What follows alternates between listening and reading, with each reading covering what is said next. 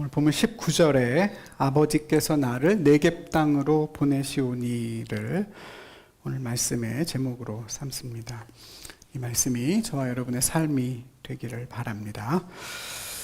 하나님을 온전히 쫓았던 갈렙에게 약속하셨던 헤브론을 분배하고 이젠 정말 가나안 땅 분배가 본격적으로 시작됩니다.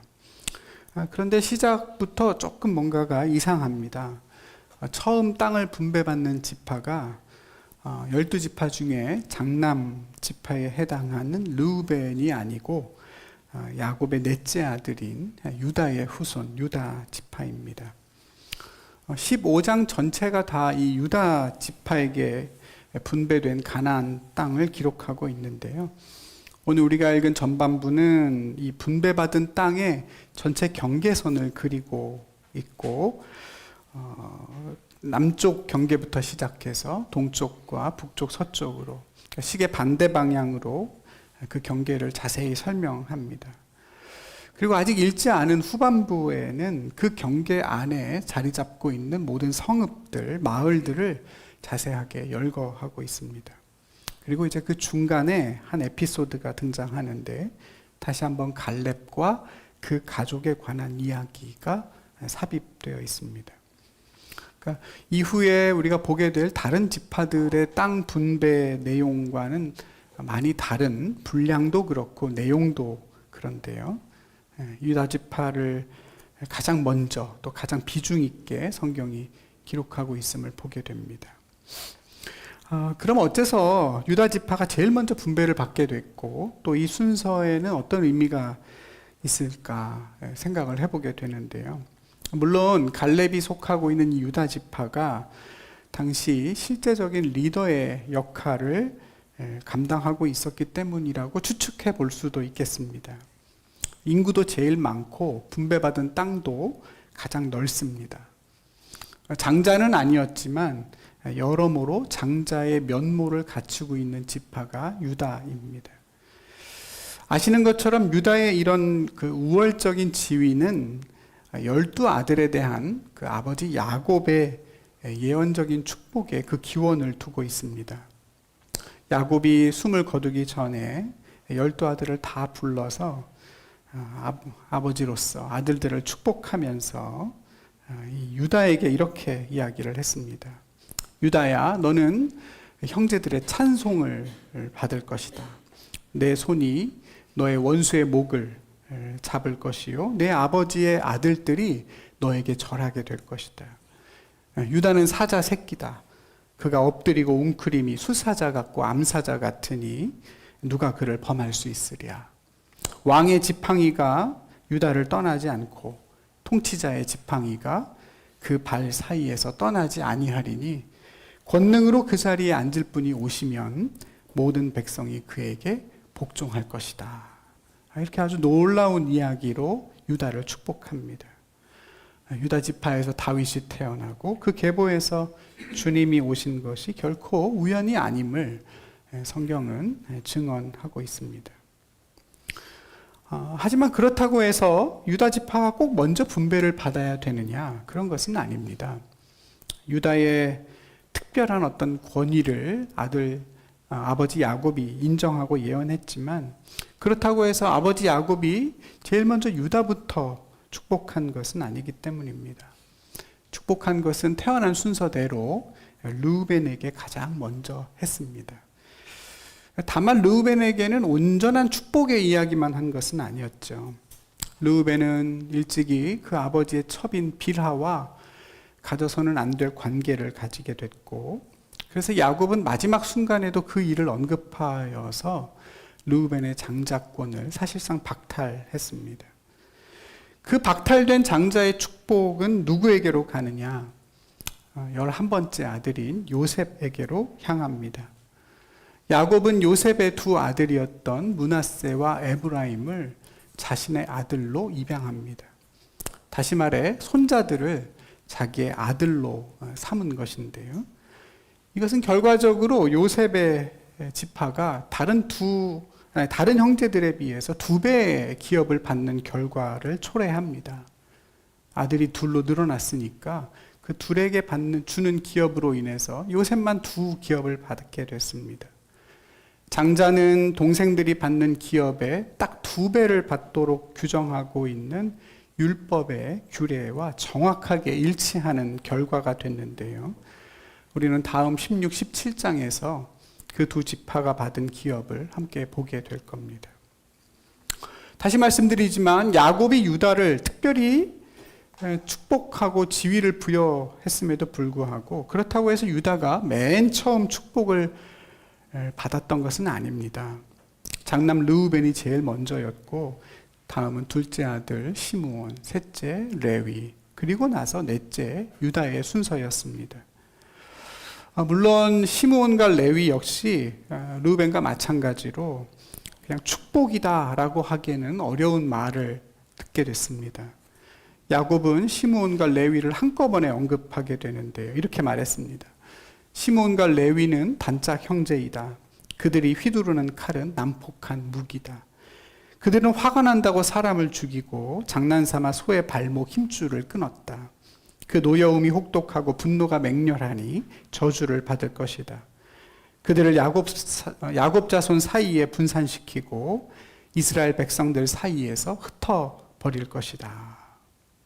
실상 축복이라고는 어려운 그런 말들을 쏟아냈죠. 시몬과 레위가 행했던 보복과 사륙 때문입니다. 여동생 디나가 히위족 속의 추장이었던 세겜에게 욕보임을 당했고 그러자 두 형제가 나서서 보복을 했습니다.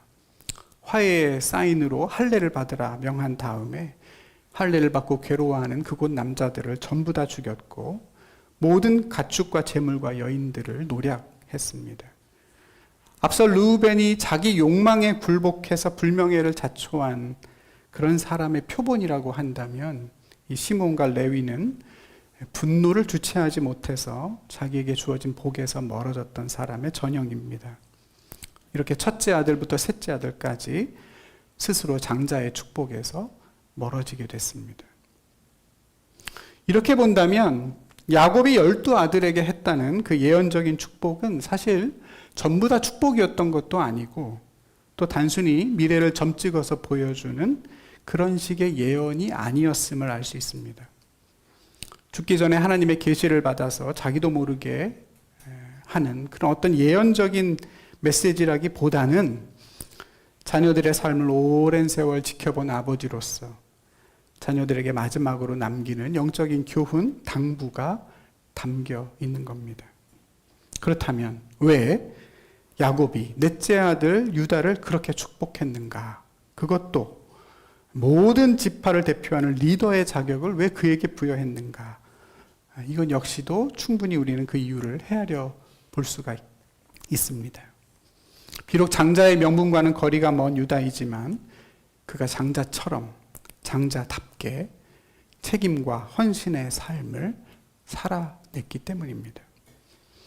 자녀가 많은 집안에서 장남이 꼭 장남 역할을 하는 건 아니죠. 그렇죠, 여러분? 장남은 아니지만 집안의 대소사를 다 챙기고 어려운 형제들을 돌보고 하는 그런 자녀가 따로 있을 때가 많습니다. 저도 장남입니다만 사실 제 동생이 훨씬 더 저보다 장남답다. 저희 어머니 늘 말씀하시는데 유다가 그랬습니다. 그리고 성경에 보면 그런 유다의 모습을 여러 번 반복해서 기록합니다. 아버지의 사랑을 독차지했던 요셉을 형들이 죽이려고 했을 때 굳이 형제인데 죽기까지 할 필요 있느냐, 그 목숨만은 살려주는 게 어찌 하냐 라고 보존해 주었던 것도 유다입니다. 나중에 가나안 땅에 기근이 들어 애굽에 가서 양식을 구하러 갔다가 정체를 숨기고 있던 총리가 된 요셉을 만나고 그 요셉이 형제들을 시험하죠. 막내 베냐민을 데려와야만 한다. 막내 아들까지 다 데려와라 했을 때 그 애굽으로 가기를 두려워하죠. 아버지 야곱이 베냐민을 보내는 것도 무서워합니다. 그런 아버지를 끝까지 설득해서 그 일을 되게 만드는 것도 유다입니다. 그리고 그렇게 애굽으로 갔던 베냐민이 도둑으로 몰려서 죽임을 당하게 됐을 때 자신의 생명을 대신 내주고 베냐민을 구해달라고 요청했던 사람도 유다였습니다. 그러니까 그런 삶의 궤적을 다 지켜봤던 야곱이었기 때문에 유다를 향한 그의 축복은 어쩌면 당연한 일인지도 모릅니다. 존귀한 삶이었기 때문에 존귀한 미래를 예언했던 것입니다. 그런 유다의 후손 유다 지파 역시도 그 선조의 신앙과 삶을 잘 이어가는 모습을 보입니다. 갈렙을 필두로 해서 온전히 하나님을 쫓는 믿음을 그 지파가 보여주고 있고, 그래서 모든 행진이나 모든 전쟁에 있어서 항상 유다가 선봉에 섭니다. 여호수아가 죽은 다음에 사사기에 가서 보면 하나님이 남은 가나안 땅에 있는 적들과의 전쟁에서 유다 지파를 너희가 이번에도 선봉에 서라 명령하실 때, 그때 유다 지파는 선봉에 서는 것은 물론이고 가장 약한 시므온 지파를 챙깁니다. 우리가 함께 가서 싸우자. 만약 그러면 나중에 너희 기업에 대해서 함께 싸워야 할 때 우리도 함께 가겠다. 시므온 지파를 따로 챙기고 도우면서 진정한 장남으로서의 모습을 다시 한번 보여주게 됩니다. 유다는 르우벤처럼 처음부터 장자로 태어난 것이 아닙니다. 요셉처럼 아버지의 특별한 사랑을 받은 것도 아닙니다. 다만 그의 삶이, 그의 태도가 장자다웠습니다. 하나님의 복을 사모했고 그 복에 합당한 삶을 살면서 점점 더 실질적인 장남의 모습으로, 장자의 모습으로 자라갔습니다. 가나안 땅을 분배하는 오늘 이 대목에서 유다 지파가 제일 먼저 등장하는 이유도 마찬가지입니다. 유다 지파가 인구가 많고 힘이 셌기 때문이 아닙니다. 야곱이 오래전에 유다를 그렇게 축복해서가 아닙니다. 유다 지파 스스로 그런 책임과 역할을 자처했고 하나님의 약속에 대해, 기업에 대해 누구보다 적극적이었기 때문입니다. 가나안 땅을 분배하는 것과 관련해서 여호수아서를 전체적으로 살펴보면 이 분배에 관한 중요한 사실 한 가지를 발견할 수가 있습니다. 우리 생각에는 12지파 사람들이 다 모여서 한꺼번에 제비를 뽑아 땅을 분배했을 것 같지만 그러지 않았습니다. 모두가 다 모여서 한 번에 한 것이 아니라 각 지파가 개별적으로 요청해서 각각 제비를 뽑아 땅을 분배받았습니다. 유다 지파가 제일 먼저 제비를 뽑겠다라고 나섰고, 그래서 제일 먼저 분배를 받은 것입니다. 이거 어떻게 알 수 있느냐? 유다 지파와 요셉의 두 지파가 가장 먼저 분배를 받고 난 다음에 나중에 18장에 가서 보면 여호수아가 아직 땅을 분배받지 못한 7지파를 향하여 이렇게 이야기합니다. 너희가 너희 조상의 하나님 여호와께서 너희에게 주신 땅을 점령하러 가기를 어느 때까지 지체하겠느냐? 너희는 각 지파에서 3사람씩 선정하여 유다와 요셉 지파가 분배받은 땅을 제외한 나머지 땅을 7개의 지역으로 나누어 직접 그려서 가져와라. 그러면 내가 너희를 위하여 하나님 앞에서 제비 뽑아 나누어 주겠다. 이렇게 그들을 재촉합니다. 성경은 이 시점에 가나안 땅 분배가 지체되고 있다는 사실을 밝혀줍니다. 유다와 므낫세와 에브라임 이 세 지파가 분배를 다 마쳤습니다. 그러나 나머지 7은 여전히 미적거리고 있습니다. 실제로 이 세 지파의 분배가 길갈이라는 곳에서 이루어진 데 반해서 나머지 7지파의 분배는 이스라엘 본진이 실로라는 곳으로 이동한 다음에 이루어집니다. 실로는 하나님의 하나님의 법궤가, 다시 말하면 회막이 옮겨진 곳이고 나중에 예배의 중심지가 되는 곳이죠. 그곳으로 이동한 다음에 7지파는 분배를 받습니다. 그러니까 가나안 땅 분배는 사실상 2번에 나누어서 이루어집니다. 분배에 적극적이었던 이 세 지파가 먼저 길갈에서 분배를 받고 나머지 지파들은 실로로 옮긴 다음에, 그때까지도 소극적이었다가 결국 여호수아의 책망을 듣고 나서야 비로소 분배에 참여합니다. 바꿔 말하면 유다가 왜 먼저 분배를 받았느냐? 먼저 분배를 요구했기 때문입니다. 아마도 갈렙이 헤브론을 달라고 여호수아에게 요청한 바로 그 직후에 곧바로 제비를 뽑았을 겁니다. 그래서 맨 먼저 분배받았습니다. 야곱이 유다를 축복해서가 아닙니다. 그들의 인구가 많고 힘이 세서가 아닙니다. 그들에게 어떤 특별한 권리가 있어서가 아니라 다만 하나님이 주시고자 하는 복의 기업 앞에 그들이 누구보다 적극적이었다는 그 이유 하나 때문에 결국 가장 먼저 분배를 받았던 것입니다. 오늘 읽은 본문 후반부에 보면 갈렙이 헤브론 근처의 드빌이라는 곳을 정복하는 장면이 나옵니다. 헤브론까지 정복하는 것은 그래도 괜찮았는데 이 드빌은 갈렙도 좀 무리가 됐던 모양입니다. 거기를 정복하는 사람에게는 내 딸을 주겠다라고 해서 정복했다는 그런 얘기입니다. 근데 여러분 한번 생각해 보십시오. 이 이야기가 왜 여기에 이렇게 등장하고 있을까? 유다 지파가 분배받은 땅의 경계를 쫙 다 설명하고 그 경계선 안에 들어있는 유다의 영토를 일일이 나열하기 딱 중간에 이 내용이 삽입되어 있습니다. 다른 지파들의 땅 분배에는 전혀 나오지 않는 그런 성격의 이야기입니다. 왜 여기 이 얘기가 들어가 있을까요? 지금까지의 어떤 내용과 배경을 여러분 감안해 본다면 우린 여기에 담겨 있는 의도도 충분히 알 수가 있습니다. 사실 오늘 이 사건은 가나안 땅 분배를 왜 유다 지파부터 받았는가, 왜 거기서부터 시작됐는가를 아주 압축해서 보여주는 그런 사건입니다. 그리고 하나님이 그 백성들에게 어떤 삶의 태도를 요구하시고 우리가 어떻게 해야 이 세상에서 하나님의 나라를 누리고 증언하며 살아갈 수 있는지 그 중요한 단서를 보여주는 사건이기도 합니다. 말씀드린 것처럼 갈렙은 드빌 정복에 자기 딸 악사를 일종의 상으로 걸었습니다. 지금의 관점으로는 도저히 납득하기 어려운 일이지만 수천 년 전에는 그런 일들이 왕왕 있었습니다. 골리앗을 꺾으면 내 딸을 주겠다고 사울이 그랬었죠.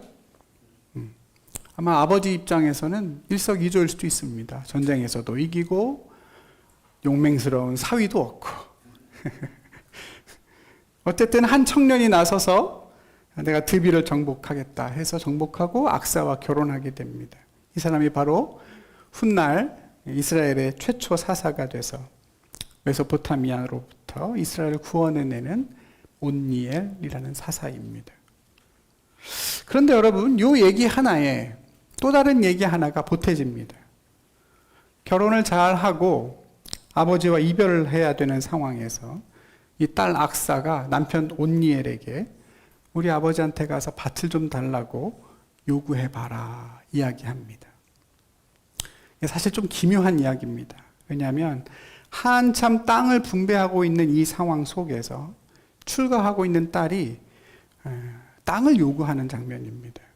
그러니까 분배의 변수가 어떤 이상한 상황, 예외적인 상황이 발생하게 된 거죠. 근데 악사는 이 일에 대단히 진심이었던 걸로 보입니다. 그 남편에게 청했다라고 하는 그 18절에 청하다라는 동사를 사전에서 찾아보니까 선동하다, 유혹하다, 조장하다, 부추기다, 재촉하다라는 뜻이 있습니다. 이 말은 무슨 뜻입니까? 그 남편 온니엘은 이 일에 별로 관심이 없었다는 겁니다. 그럴 수 있었을 것 같아요. 나는 이미 분배받은 땅이 있고 또 남자가 자존심이 있지. 딸을 내준 장인한테 가서 이거 좀 더 주세요.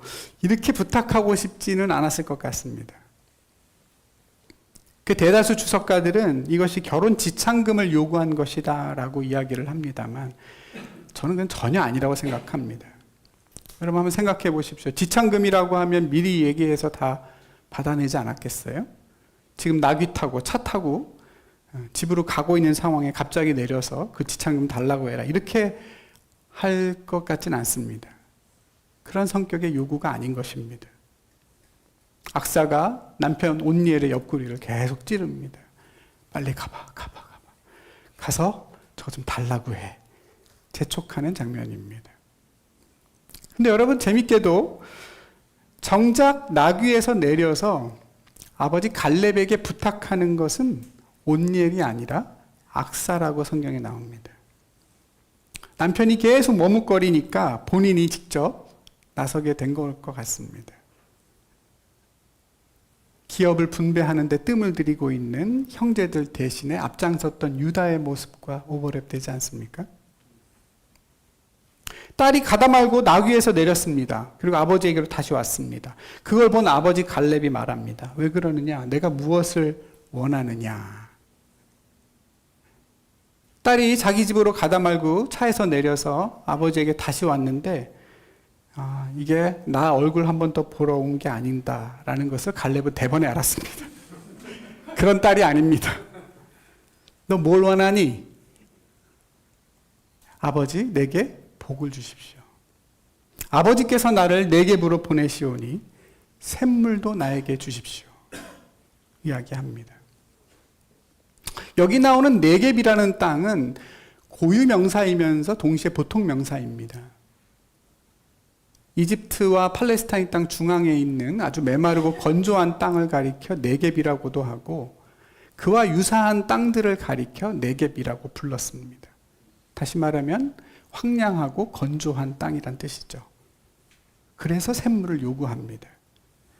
아버지께서 나를 네겝으로 보내시오니 샘물도 주십시오. 그러니까 악사는 땅을 요구한 게 아닙니다.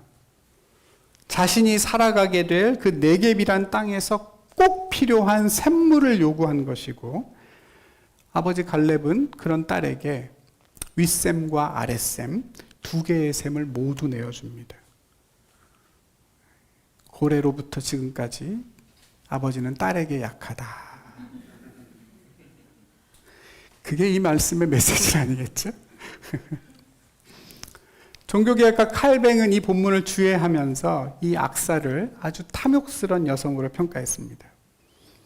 그렇게 요구할 만한 명분이나 권리가 없음에도 불구하고 여인들 특유의 허영심이 지나쳐 분에 넘치는 걸 요구했다는 건데요.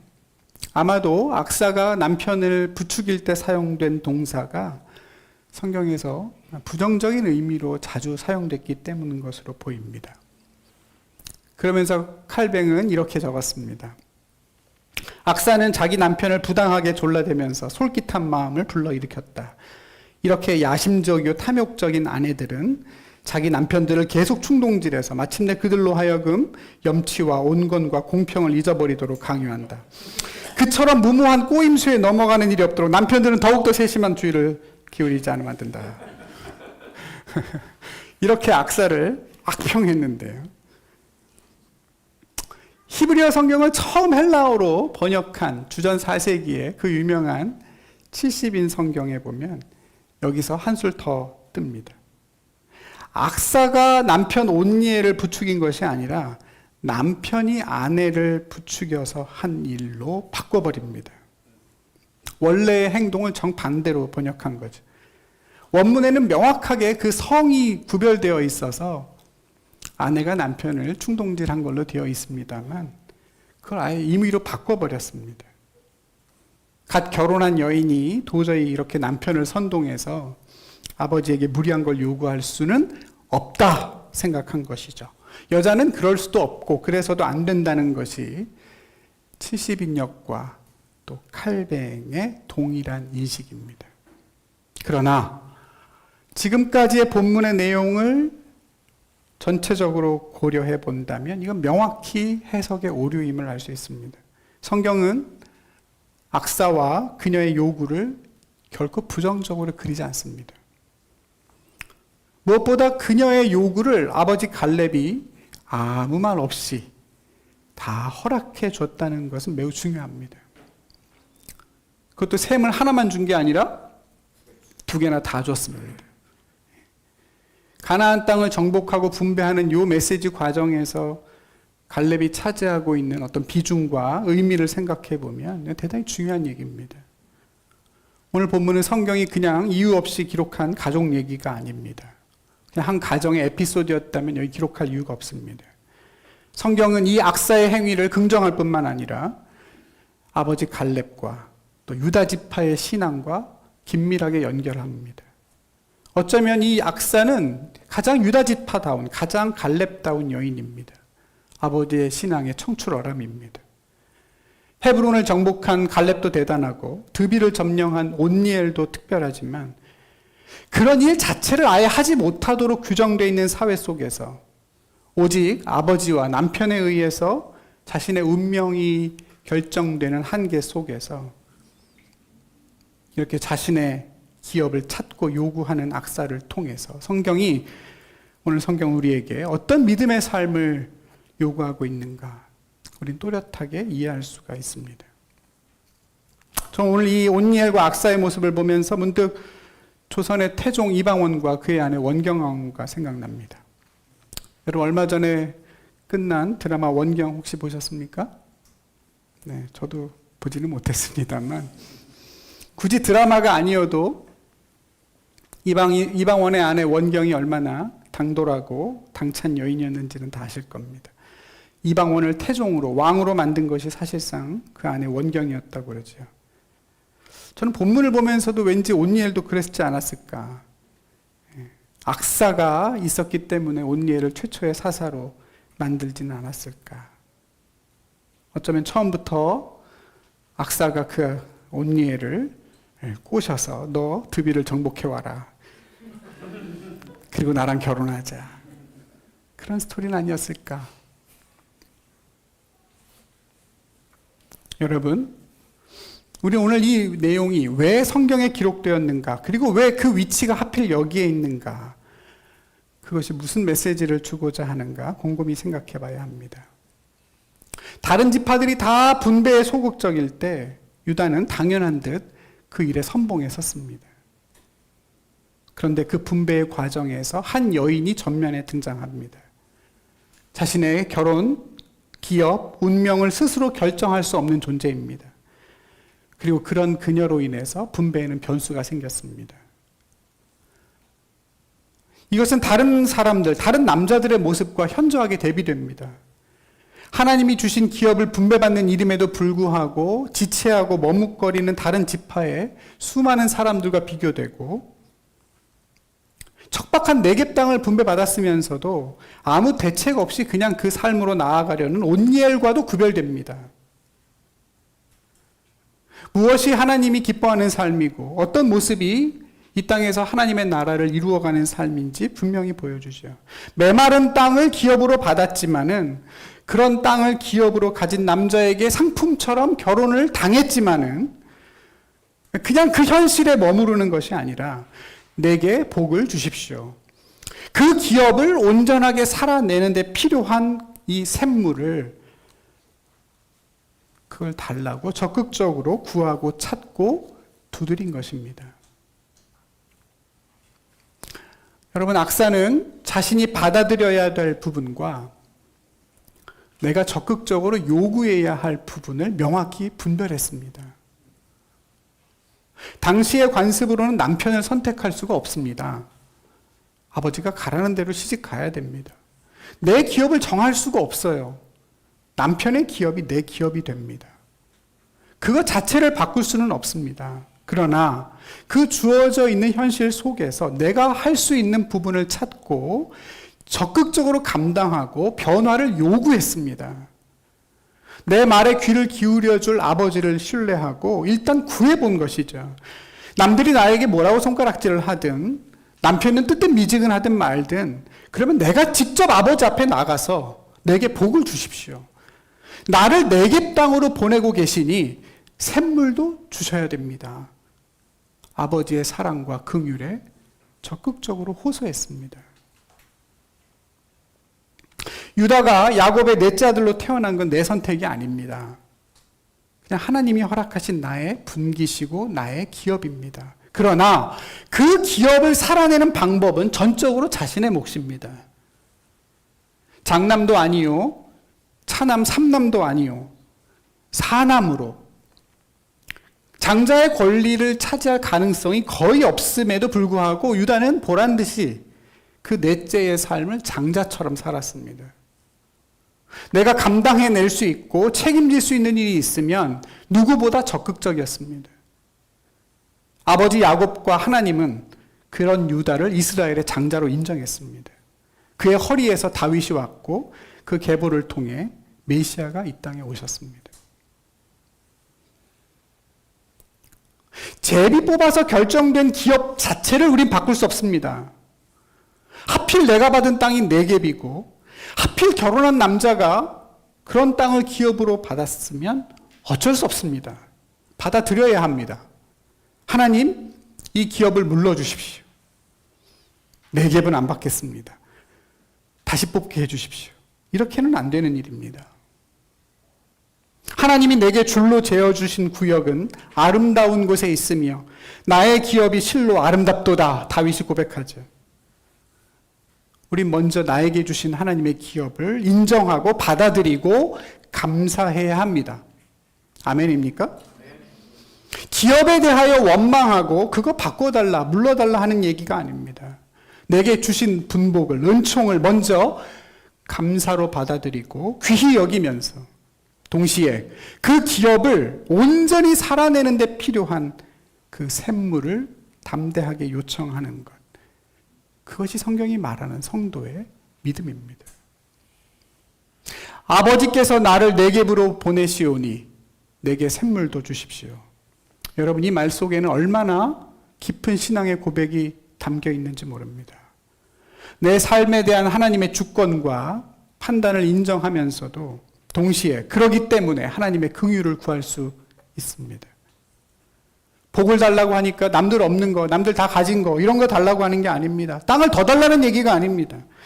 하나님이 나를 내게 땅으로 보내셨으니 내게 샘물도 주십시오. 나의 삶을 하나님의 나라로 누리며 살려 하오니 필요한 샘물을 주십시오.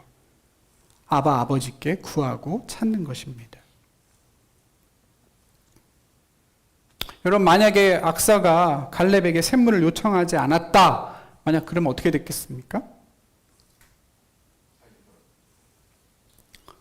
떠나는 딸과 사위를 억지로 멈춰 세우고 야, 샘물 필요하지? 샘물 주마. 갈렙이 그랬을까요? 절대 그런 일은 없죠? 구하니까 준 겁니다. 구하지도 않았는데 알아서 하나님이 주시는 거? 그런 일은 별로 없습니다, 여러분. 구하라. 그러면 주실 것이요. 찾으라. 그리하면 찾아낼 것이요. 문을 두드리라. 그러면 열린다 하시죠. 하나님에게 설사 주려고 하는 마음이 있어도 어떻게 하라고 그러십니까? 그래도 너희는 나에게 구해야만 한다고 에스겔 선지자가 말하죠. 딸에게 샘물 주고 싶은 마음은 굴뚝같이 가지고 있습니다. 그러나 달라고 해야 줍니다. 기다렸다는 듯 주면서도 요청을 해야 됩니다. 요구하지 않으면 아무 일도 일어나지 않는 것이 신앙이고 우리의 삶입니다. 나는 구하지 않았는데도 하나님이 주실 때가 있죠. 그러나 반드시 구해야만 주시는 경우도 많습니다. 왜요?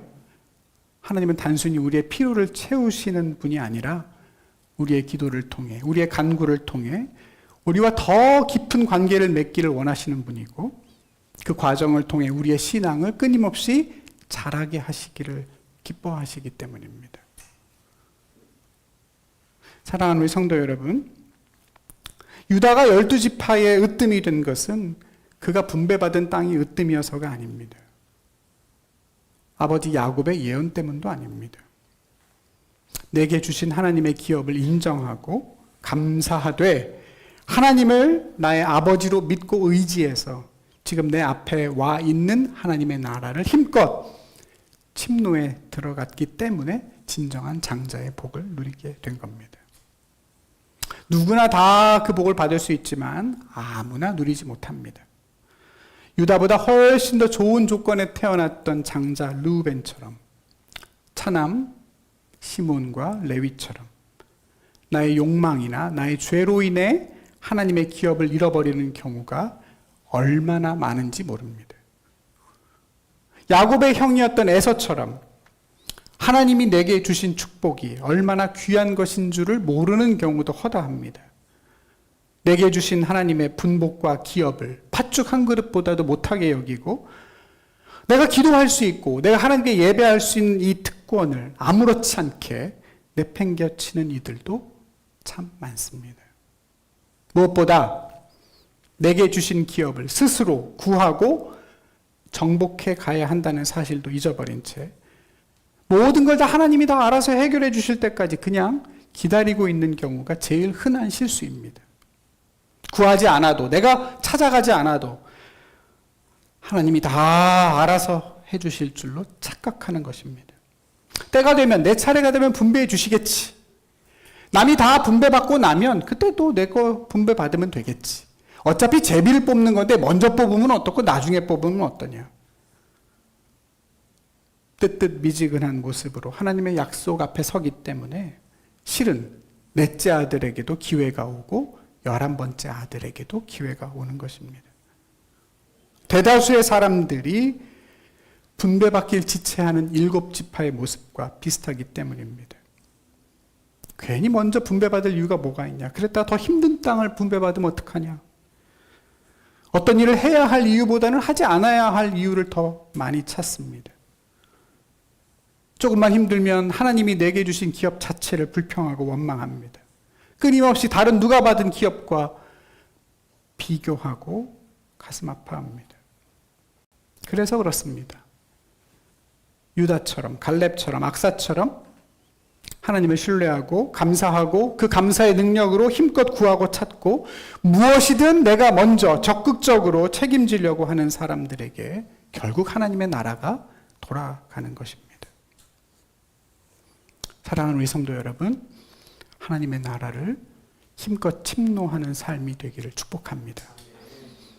내게 주신 기업을 감사하고 하나님을 기뻐하면서 동시에 그 기업을 하나님의 나라로 누리는 데 필요한 모든 것을 담대히 구하십시오. 아버지께서 나를 네겝으로 보내시오니 샘물도 내게 주십시오.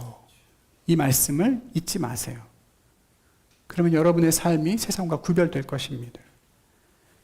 적극적으로 분배를 요청했던 그 세 지파가 결국 남유다와 북이스라엘의 중심이 되죠.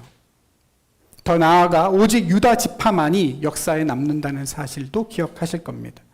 수천 년이 지난 지금까지도 이스라엘을 가리켜 우린 여전히 유다인이라 부르지 않습니까? 매도 먼저 맞는 게 낫다고. 이왕이면 똑같은 분배도 먼저 제비를 뽑으십시오. 남은 거 선택하지 말고 먼저 선택하십시오. 내가 먼저 선택했을 때 생기는 에너지가 있지 않습니까? 고난도 내가 선택하면 힘이 나고 자랑이 되지만, 견딜 힘이 있지만, 남이 나에게 준 고난은 견디기가 훨씬 더 어려운 법입니다. 우리 성도들이 세상에서도 그렇게 살아갔으면 좋겠습니다. 오늘 본문에 보면 경계라는 말이 수없이 나옵니다. 과연 여러분과 저의 삶의 경계를 누가 정했습니까? 그 경계가 하나님이 정하신 경계인지, 아니면 여러분 스스로가 정한 경계인지, 아니면 사회와 세상이 여러분에게 강요한 경계인지 잘 한번 생각해 보시기 바랍니다. 때때로 신앙이 삶에 안주하는 핑계가 될 때가 많습니다. 하나님이 정하셨기 때문에, 하나님이 주신 것이니까 그냥 받아들이고 살면서 점점 삶이 소극적인 태도가 되어갑니다. 내 신앙이 나를 그렇게 만드는 핑계가 되고 있지 않은지를 잘 살펴보십시오. 겨울이 끝나야 봄이 오는 게 아니라 봄이 와야 겨울이 물러간다고 했습니다. 누군가 그 경계를 대신 없애주지 않습니다.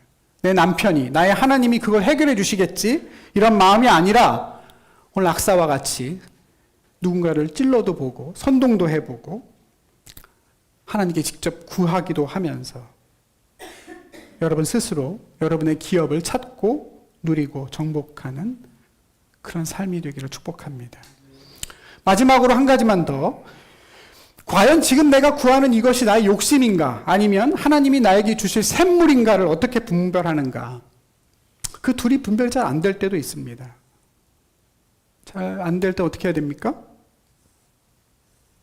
일단 구해보는 겁니다. 일단 구해보는 거죠. 내 인간적인 욕심이면 그때 가서 다 알게 됩니다. 안 될 수 있어도 요청해 보는 거죠. 해보지 않으면 그게 샘물인지 내 욕심인지도 모릅니다.